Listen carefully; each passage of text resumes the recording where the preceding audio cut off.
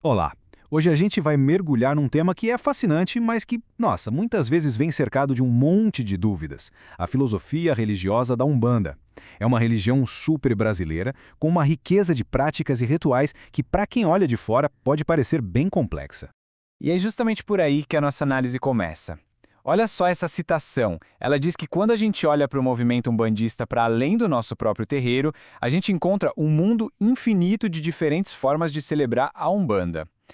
A variedade é gigante e isso pode até confundir um pouco, né?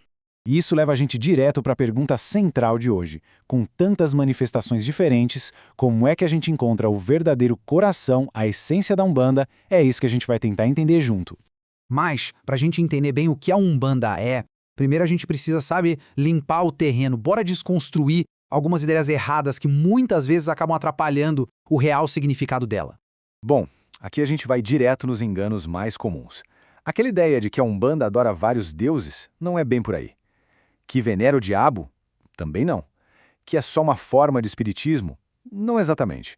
E principalmente que é dogmática? De jeito nenhum. Guardar isso em mente já é o primeiro passo para entender de verdade. Ok, agora que a gente já tirou essas ideias do caminho, vamos começar a construir uma imagem mais clara, apresentando as verdades que são a base dessa fé.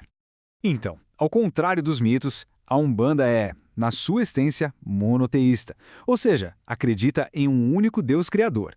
Ela é universalista porque ela acolhe verdades de várias fontes diferentes. E um dos seus pilares é a manipulação das energias da natureza, sempre buscando o equilíbrio e a cura. Essa é a base, o chão firme é onde todo o resto se apoia. E para a gente conseguir visualizar como esses fundamentos sustentam toda essa diversidade de práticas, vamos usar uma metáfora visual que é muito poderosa e que está no centro da nossa análise: a árvore da Umbanda. E essa citação aqui, gente, é a chave de tudo. O conhecimento nos faz valorizar a essência em detrimento das formas. É um convite para a gente olhar além dos rituais, das roupas, das práticas externas e focar nos princípios que estão lá no fundo, no coração da religião. E olha ali, essa é a tal árvore da essência.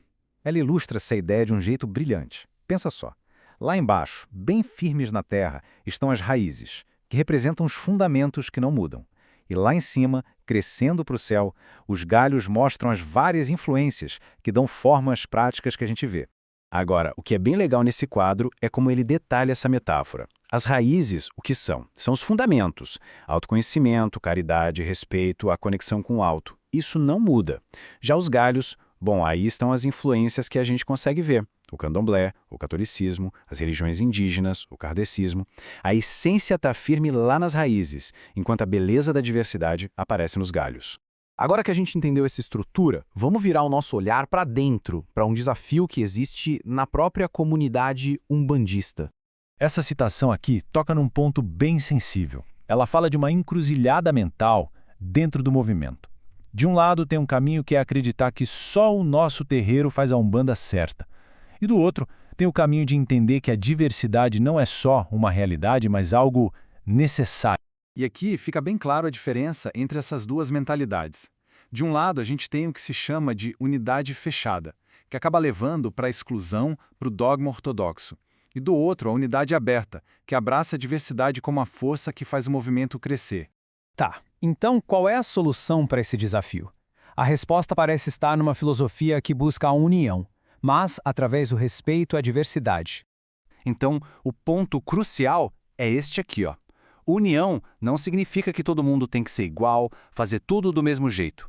Pelo contrário, a união se baseia na convivência pacífica, o que exige diálogo, debate de ideias e, acima de tudo, a compreensão da diversidade. E essa perspectiva, sabe, ela conversa com uma sabedoria que é universal.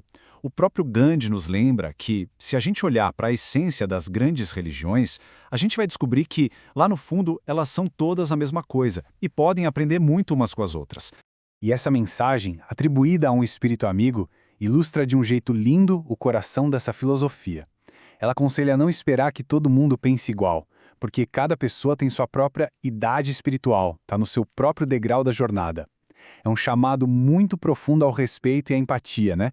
Isso tudo nos deixa com uma reflexão final. Se a gente realmente colocar a essência acima da forma, como será que essa mudança de olhar poderia nos ajudar a reconhecer a verdade e o valor nos caminhos que são diferentes do nosso? É uma pergunta que vai além da Umbanda e que, no fundo, toca a todos nós.